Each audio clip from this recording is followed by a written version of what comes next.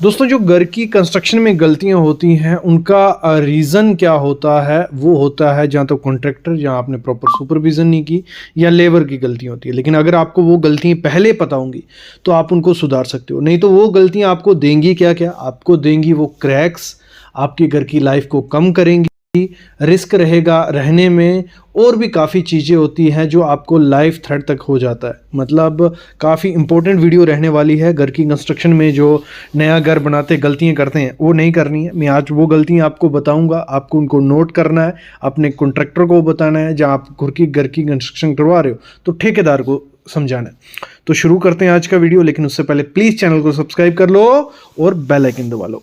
तो इनमें अगर मैं बात करूं, कुछ गलतियां जो हैं वो कॉमन भी होंगी, आपने हमारे चैनल पे भी देखी होंगी, ऐसे यूट्यूब में भी देखी होंगी, लेकिन उनको कैसे सही करना है और क्या वो बड़ी गलती हो सकती है। जैसे आप सामने देख रहे हो, ठीक है, फुटिंग की डेप्थ है।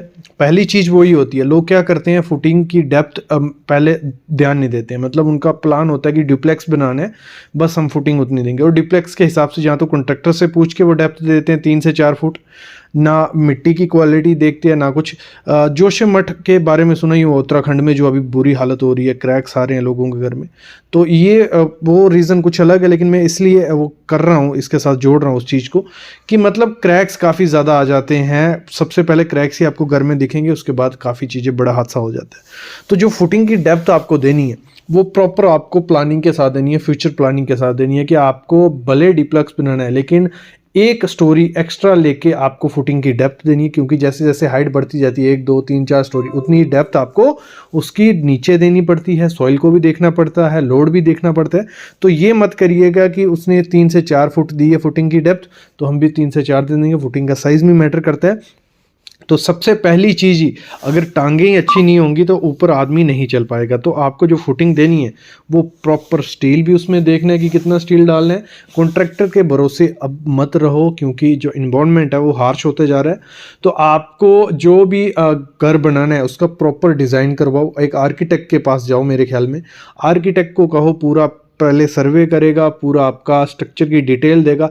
स्ट्रक्चर की डिटेल बहुत इंपॉर्टेंट चीज़ है। भले आप इंटीरियर डिज़ाइनर मत लो, भले आप एलिवेशन मत दो, लेकिन स्ट्रक्चर की डिटेल अगर प्रॉपर से नहीं दोगे तो फ्यूचर में जाके काफ़ी दिक्कतें आएंगी, क्रैक्स आएंगी, डैम्पनेस आएगी, घर गिर सकता है और लाइफ बहुत ज़्यादा कम हो सकती है। ठीक है, तो आपको फुटिंग की डेप्थ प्रॉपर तरीके से देनी ही देनी है।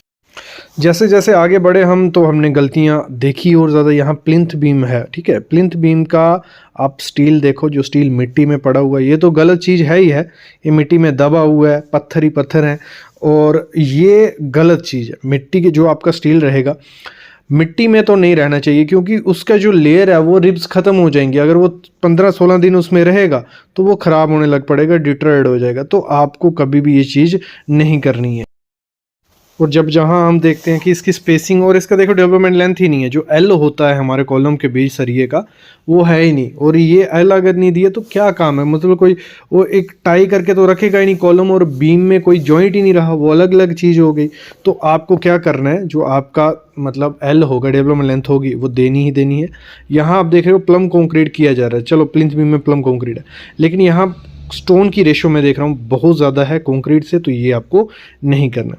फिर यहाँ देखो डेवलपमेंट लेंथ नहीं है, और लैप एक ही जगह पे, आप देख रहे हो, एक ही जगह पे 6 के 6 सरियों का लैप दिया है। और लैप इस तरीके से दिया है कि बस सरिया मतलब कॉलम तक पहुंचाना है किसी तरीके से, और वही यहीं किया गया है। और मेरे ख्याल में ये बहुत बड़ी गलती होती है कि मतलब आपको एक तो एल नहीं दे रहे हो, दूसरा लैप इस तरीके से दे रहे हो कि बस नाम का लैप देना है, तो वो चीज़ ख़राब है। बाकी स्पेसिंग आप देखते हो, मतलब जो प्लिंथ बीम में स्पेसिंग दी हुई है वो भी प्रॉपर तरीके से स्पेसिंग नहीं दी है। तो प्रॉपर जब डिज़ाइन नहीं होगा, आप सुपरवाइज नहीं करोगे, कॉन्ट्रैक्टर के ऊपर छोड़ दोगे सब चीज़ें, तो ऐसा ही होता है, वो करेगा ऐसा। और क्योंकि उसको तो पैसा बचाना ही बचाना है। और यहाँ जो गलती आप देख रहे हो, जो सरिया जो है एक ही जगह से कट है, लैपिंग की प्रॉब्लम है। ये मैं मोस्टली ये जो मिस्टेक्स गिना रहा हूँ ना, ये कॉमन मिस्टेक है, आप लोगों को पता भी होगा, लेकिन तब भी आप ये चीज़ें चलाते हो। आपको कभी भी एक जगह लैप मत देना है। और यहाँ जो स्टील यूज़ किया गया है वो 10 mm का सरिया, और कॉलम में 10 mm का सरिया मतलब ही नहीं है कुछ। भले आप सिंगल स्टोरी यहाँ 12 mm का सरिया आप देख रहे हो, तो इसका कोई मतलब नहीं होता। और लैप एक ही जगह आने वाले हैं, क्योंकि अभी प्लिंथ बीम हुआ है, ऊपर तो कॉलम जाने ही जाने हैं। और जब लैप एक जगह आ गए तो क्या मतलब रहा उस कॉलम का, क्योंकि लैप एक जगह आपको नहीं देने, आपके लैप अल्टरनेट होना चाहिए। मतलब उनके सेंटर टू सेंटर डिस्टेंस कम से 1.5 मीटर तो होना ही होना चाहिए। एक जगह पे लैप कभी नहीं दो, 50D के हिसाब से लैप दो, ये बेसिक चीज़ है, ये हर एक को पता होनी चाहिए। और यहाँ हम देख रहे हैं कॉलम कहाँ है, बीम कहाँ है, उसका सरिया प्रॉपर से उसमें नहीं किया गया। ये कहाँ गलती होती है, ये होती है लेआउट में। अगर प्रॉपर से लेआउट नहीं किया हो तो आपका कॉलम इधर से उधर हो जाता है और बाद में जॉगल किया जाता है, मतलब पूरे बीम को मोड़ा जाता है। और यहाँ कहना यही होगा ठेकेदार के या कॉन्ट्रैक्टर का कि इस पे लोड नहीं है, प्लिंथ बीम है, प्लिंथ बीम का लोड तो डायरेक्ट डिस्ट्रीब्यूट हो रहा है, लेकिन कॉलम दे रहे हैं तो हमें प्रॉपर से जंक्शन उसका बनाना रहना होता है। तो ये जो गलती है ये मत करो, ऐसी गलतियां काफ़ी बड़े रिस्क क्रिएट कर सकती हैं घर की कंस्ट्रक्शन में। तो आपको जो भी प्रॉपर आपका जो कॉलम बीम है उनका प्रॉपर लेआउट करो, उनका प्रॉपर उससे लेवल करके उस चीज़ को आगे बढ़ाओ। देखो यहाँ क्या मिस्टेक है, यहाँ स्टेयर की, ठीक है, स्टेयर की कंस्ट्रक्शन की, आप देख रहे हो नीचे ईंटें चिपकी हुई हैं, ये क्या हुआ है, ये किया गई है शटरिंग, कच्ची शटरिंग, यहाँ प्लेट चिपकी हुई है। तो इसका क्या है, लेबर कॉस्ट, जो आपका ठेकेदार होगा उसने तो अपना टाइम बचा दिया, शटरिंग बचा दी, बस आप जब प्लास्टर करने के लिए कॉन्ट्रैक्टर हायर करोगे तो वो तो एक एक्स्ट्रा चार्जेस लेगा इसके, क्योंकि सब चीज़ उसको निकालनी रहेगी अलग से। और इसी में दूसरी गलती हम देख रहे हैं, डैम्पनेस आपको स्लैब में दिख रही होगी, थोड़ी थोड़ी डैम्पनेस आपको दिख रही है। ये क्या कारण है, अगर प्रॉपर से आप पूरी थिकनेस नहीं दोगे स्लैब की, अगर 6 इंच से कम होगी तब भी चांसेस रहते हैं, प्रॉपर से कंक्रीटिंग नहीं की तब भी चांसेस रहते हैं। और कुछ वॉइड्स अगर रह गए, कवर ब्लॉक प्रॉपर से नहीं हो या कवर ब्लॉक की जगह ईंटें यूज़ की हो, तो ऐसे होता है, मैंने बहुत जगह देखा कि ईंटें यूज़ करते हैं कंक्रीटिंग के दौरान स्लैब में, तो ऐसी स्लैब आपको डैम्पनेस दिखेगी, तो उसके लिए खर्चा बढ़ता है, फिर प्रॉपर स्लोप भी नहीं होती है, तो आपको उसके लिए दोबारा ऊपर एक लेयर डालनी पड़ती है या वाटर प्रूफिंग करवानी पड़ती है। जहाँ आप देख रहे हो बीम में कंडक्ट पाइप डाली गई है, कभी भी आपको कॉलम और बीम में, ये इलेक्ट्रिक वायर की पाइप है, कंडक्ट पाइप नहीं डालनी है, ये वॉइड क्रिएट करती है और फेलियर के चांसेस बढ़ा देती है। नेक्स्ट जो बेसिक गलती है वो लैपिंग एक जगह है, ये बहुत बड़ी मिस्टेक है।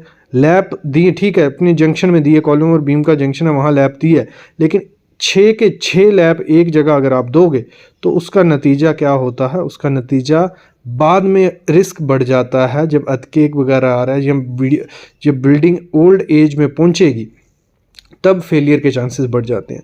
तो आपको ये कभी नहीं करना है, लैप एक जगह कभी नहीं देने। लैप जैसे मैंने कहा, भले वो कॉलम में लैप हो, भले वो बीम में लैप हो, वो आपके अल्टरनेटर होने, ये स्टैगर्ड होने चाहिए, आगे पीछे होने चाहिए।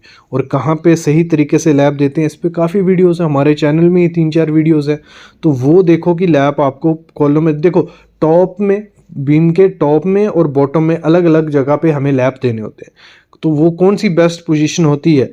तो आप जंक्शन में दे सकते हो, कुछ लैप आप जंक्शन में दे दो, कुछ आगे पीछे दे दो, बाकी हमें टेंशन और कंप्रेशन जोन देख के ही लैप देना रहता है। अगली जो मिस्टेक मैं देख रहा हूँ वो क्या है, वो है ये सामने आप कॉलम देख रहे हो, आपको कॉलम थोड़ा टिल्ट दिख रहा होगा, और ये क्या किया गया, एक लेयर जब कॉलम की भरी गई, ठीक है, दूसरी लेयर में उसका प्रॉपर से प्लम्ब बॉब नहीं किया, प्रॉपर से शटरिंग नहीं की, और कॉलम वो थोड़ा टिल्ट हो गया। जब कॉलम टिल्ट हो गया, जब उस पर लोड आएगा तो फेलियर के चांसेस, जहाँ जॉइंट होते हैं ना वहाँ क्रैक्स आना स्टार्ट हो जाते हैं, और जब क्रैक आना स्टार्ट हो जाते हैं तो रिस्क बढ़ जाता है। तो आपको प्रॉपर से जो शटरिंग करनी है, जो टोपी बोलते हैं हम, पहले एक लेयर हमारी कॉलम की भर जाती है, ऊपर टोपी बोलते हैं उस चीज़ की। जब टोपी में मैंने देखा है काफ़ी ध्यान नहीं देते, उसी शटरिंग, नीचे वाली शटरिंग को ऊपर उठा देते हैं, लेकिन उसमें प्लम्ब बॉब अगर हम नहीं करोगे तो वो टेढ़ा रह जाता है और आप इसमें काफ़ी चीज़ें ये खराब दिखती हैं। ठीक है, ये चीज़ आपको कभी नहीं करना है, प्रॉपर से उसकी कंक्रीटिंग करनी है। और ग्रेड का ध्यान जरूर रखना कि मैंने देखा है मोस्टली मेंशन नहीं होता है ग्रेड, जो नॉर्मल घर की कंस्ट्रक्शन रहती है कॉन्ट्रैक्टर कोई मेंशन ग्रेड नहीं करता, वो अपने हिसाब से फुटिंग में वही डालता है, प्लिंथ बीम में वो डालता है, स्लैब में, स्टेयर में, तो एक जैसा कंक्रीट करने का कोई फ़ायदा नहीं होता है। और जब सही तरीके से कंक्रीट नहीं करते तो ऐसे कुछ हनीकॉम निकलते हैं। इसमें तो देखो कब्ची कब्ची बार दिख रही है, ये ख़राब चीज़ है। अगर प्रॉपर से वाइब्रेटर यूज़ नहीं किया, प्रॉपर से कंक्रीट आपने नहीं बनाया, या पानी ज़्यादा डाल दिया, या शटरिंग प्रॉपर से नहीं हुई, तो ऐसा हनीकॉम दिखता है। और हनीकॉम से क्या होता है, देखो ख़राब होती है वो चीज़, उसमें थोड़ा अभी ये इसको भर दोती दिया जाएगा, प्लास्टर कर दिया जाएगा या कुछ कर दिया जाएगा, लेकिन ये उतना स्ट्रॉन्ग नहीं रहेगा। और फिर जब आपको फिलिंग करनी है, मतलब जो सैंड फिलिंग करते हैं, प्लिंथ बीम से हमेशा 6-7 इंच नीचे रखना, ऊपर जो पूरी राफ्ट डालना, जो ग्रेड स्लैब करते हैं वो करो, क्योंकि अगर प्लिंथ बीम के ऊपर मिट्टी होगी, वो ब्रिक से टच होगी तो डैम्पनेस बढ़ती है। यहाँ तो सामने आप देख रहे हो डीपीसी तक नहीं की गई है, तो अगर डीपीसी नहीं कर रहे हो तो ये ख़राब चीज़ है। डीपीसी आपको प्रॉपर करनी है। और प्लिंथ, देखो ये खेत में घर की कंस्ट्रक्शन हुई है और प्लिंथ लेवल कुछ ज़्यादा नहीं है, प्लिंथ आपको थोड़ा ज़्यादा रखना है। मतलब मैं कहूँगा आपका मिनिमम रोड से या खेत में आप कोई अप्रोक्स 3 फुट 2-2.5 फुट तो ऊपर रखो ही रखो, जितना ऊंचा रहेगा उतना सही रहेगा। और यहाँ क्या किया जा रहा है, मतलब ब्रिक वर्क और कॉलम कंस्ट्रक्शन साथ साथ में की जाएगी। सही प्रोसेस है, कोई नहीं है, बॉन्ड बनती है, लेकिन इसमें मेरे ख्याल में उतना कॉलम, देखो कॉलम को अगर अकेले कास्ट करोगे तो वो सही रहता है। जब दिक्कत उसमें एक रहती है कि ब्रिक और कॉलम की बॉन्ड नहीं बनती है, लेकिन उसको सही कर सकते हैं प्रॉपर से चिकन मैश यूज़ करके। लेकिन अगर ऐसे कॉलम की कास्टिंग हम करते हैं तो इसमें क्या होता है, हमारा इसमें प्रॉपर से क्यूरिंग नहीं होती है चीज़ की, और हनी कॉम मेरे ख्याल में रहता ही रहता है। और जब कॉलम में हनी कॉम रह गया तो वो प्रॉपर चीज़ नहीं है। तो आपको कॉलम जो कास्ट करने हैं अलग से करो, ब्रिक वर्क फिर बाद में, क्योंकि फ्रेम स्ट्रक्चर बना रहे हैं ना, हमारा स्लैब का लोड कॉलम पे जाएगा, कॉलम टाई बीम या प्लिंथ बीम पे नीचे फुटिंग में। तो ये तरीका अगर कॉलम ब्रिक का ये एक लोग करते हैं यूज़ शटरिंग बचाने के लिए, टाइम बचाने के लिए, लेकिन इससे कंस्ट्रक्शन सही नहीं होती है मेरे ख्याल में। और जब कंस्ट्रक्शन ख़त्म हो जाती है, रुक जाती है, तो टूथिंग आपको करनी चाहिए। ये सही प्रोसेस किया गया। जब दूसरी जॉइंट यहाँ बनेगा, ब्रिक वर्क दूसरा किया जाएगा, तो जो प्रॉपर जॉइंट होता है तो इस हिसाब से आपको टूथिंग छोड़नी ही छोड़नी है। ये भले आप नई कंस्ट्रक्शन के लिए छोड़ो, जहाँ अभी जो पार्टीशन वॉल के लिए छोड़ो, लेकिन टूथिंग छोड़ी रहेगी। तो ये बेस्ट प्रोसेस होता है। कई जगह पे टूथिंग नहीं छोड़ते हैं, फिर प्रॉपर जब जॉइंट नहीं बनता तो बीच में दीवारों के क्रैक आ जाता है। प्लास्टर कर देते हैं, छुपा तो देते हैं, लेकिन थोड़े टाइम बाद क्रैक्स दिखने लग पड़ते हैं, और प्रॉपर टूथिंग आपको छोड़नी ही छोड़नी है। और फिर हम यहाँ चलते हैं, यहाँ हम देखते हैं कॉलम का सरिया डाला है। जैसे मैंने देखा 10 mm का सरिया, ठीक है, 10 बीच में 10 mm का, बीच में 12 mm का सरिया, दोनों सरिया यूज़ किए। लेकिन ये कोई मतलब नहीं है, ये डुप्लेक्स घर बनेगा फ्यूचर, मैंने जैसे कहा स्टार्टिंग में, फ्यूचर प्लानिंग के साथ हमें कॉलम डिसाइड करने होते हैं। और स्पेसिंग तो प्रॉपर से नहीं दी गई है, स्पेसिंग ज़्यादा ही दिख रही है, तो ये गलती होती है। प्रॉपर कॉलम तो दे देते हैं, नाम के कॉलम हो जाता है कि कॉलम हमने प्रोवाइड किए थे, लेकिन जो कॉलम प्रोवाइड करना है, क्योंकि बॉटम से स्टार्ट हो रहा है, अप्रॉक्स जो 1 मीटर से नीचे से ऊपर 1 मीटर तक फेलियर के चांसेस सबसे ज़्यादा होते हैं। और वहाँ पे स्पेसिंग अगर आप दे रहे हो 250-300 mm, तो वो नहीं है, कॉलम पे डिपेंड करता है, लेकिन ये तो घर की कंस्ट्रक्शन का कॉलम है। तो ये चीज़ों में भी आपको ध्यान देना है, ऐसी गलती आपको नहीं करनी है। फिर हम यहाँ देखते हैं, यहाँ कितनी ज़्यादा पाइप यूज़ की गई है, कंडक्ट पाइप, और यहाँ पे कंक्रीट तो घुसेगा ही नहीं, और यहाँ वॉइड बन जाएगा और फेलियर के चांसेस यहाँ भी बढ़ जाते हैं। तो ये मत सोचना ऐसी वीडियोस आपने देखी है, कहीं नहीं देखी है।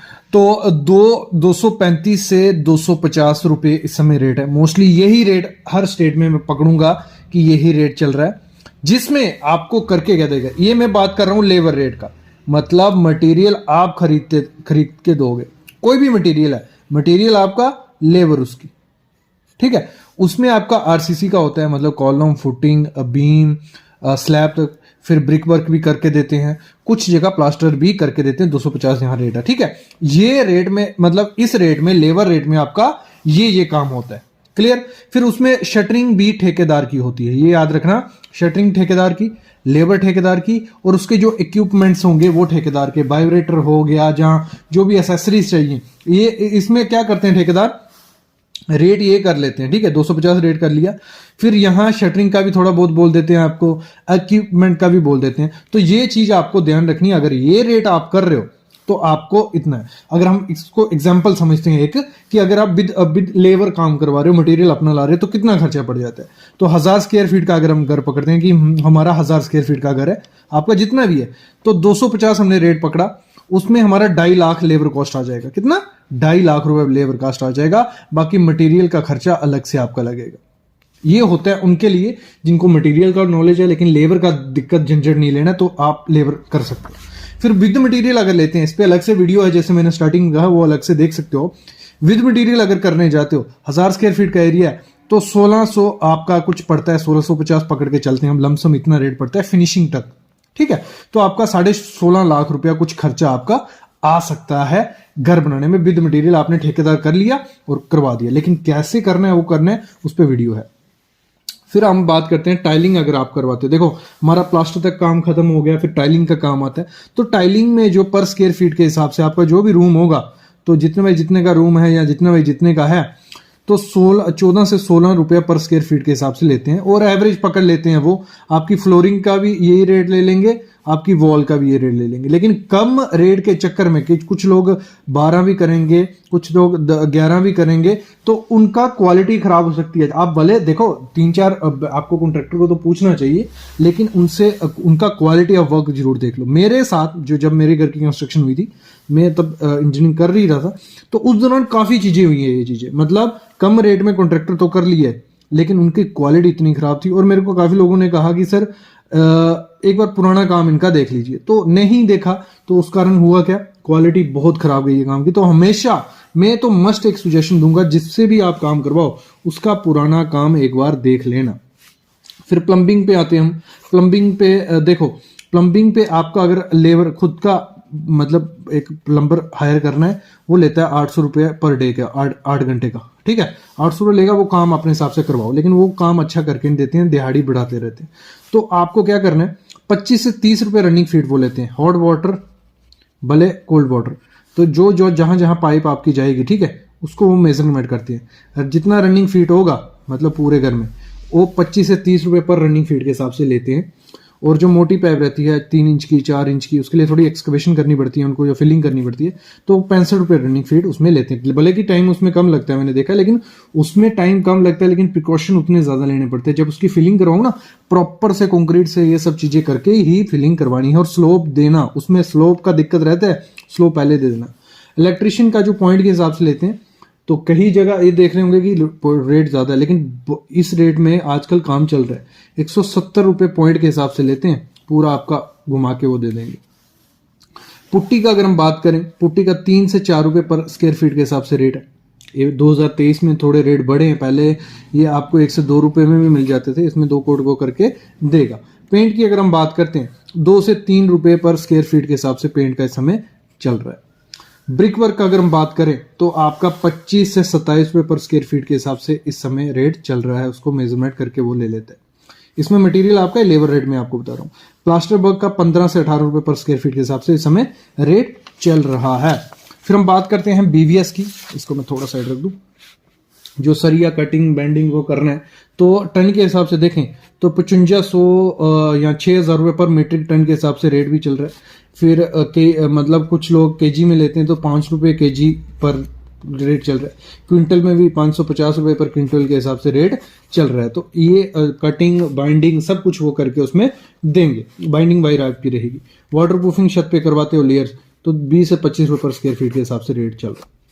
मटेरियल रेट की अगर हम बात करते हैं 2023 में, तो एवरेज जो पकड़ के चलो आप, तो सीमेंट का रेट चल रहा है 410 से 430 रुपये बैग। उसमें हमारा एसीसी भी आ गया, अल्ट्राटेक भी आ गया, अंबुजा आ गया, अच्छे अच्छे सीमेंट सब आ गए।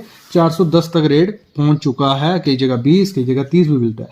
तो इसमें अगर वाटर प्रूफिंग सीमेंट की तरफ आप जाते हो कि वाटर प्रूफिंग सीमेंट हमें लगवाना है, तो वाटर प्रूफिंग सीमेंट में आपको एक चीज़ देखने को मिलेगी, वो इससे 30 से 40 रुपये महंगा होता है। मतलब वो आपको 450, 60 ऐसे आपको वो मिलेगा। वाटर वो स्लैब के लिए जो सुरक्षा कवच ववच जो रहता है, मेरे ख्याल में वो कोई इतनी कोई टेक्नोलॉजी उसमें यूज़ नहीं है। आप सिंपल यूज़ करो, वाटर प्रूफिंग केमिकल मिक्स कर लो और वाइब्रेटर चलाओ और थिकनेस चेंज दो, कुछ नहीं होगा। सैंड अगर हम बात करते हैं, जो ब्राउन सैंड देखने को मिलते हैं, बालू हमारा मिलता है, वो 50 से 70 रुपये पर CFT के हिसाब से मिलता है। लेकिन क्वालिटी चेक कर लेना, उसमें सिल नहीं होनी चाहिए। फिर ब्लैक जो सैंड, रिवर सैंड रहती है, वो 55 से 60 रुपये पर CFT इस समय मार्केट में अवेलेबल है। फिर जो एग्रीगेट है हमारा 10 mm का और 20 mm का, तो ये टन में भी आता है, कई जगह अलग से आता है, CFT में भी आता है। तो टन में हम बात करें 500 से 600 रुपये टन है, लेकिन CFT में भी 60 से 65 रुपये पर CFT के हिसाब से भी आपको एग्रीगेट मिल जाएगा। 20 mm का 580, मतलब 600 से 700 रुपये टन के हिसाब से मार्केट में आपको मिलेगा।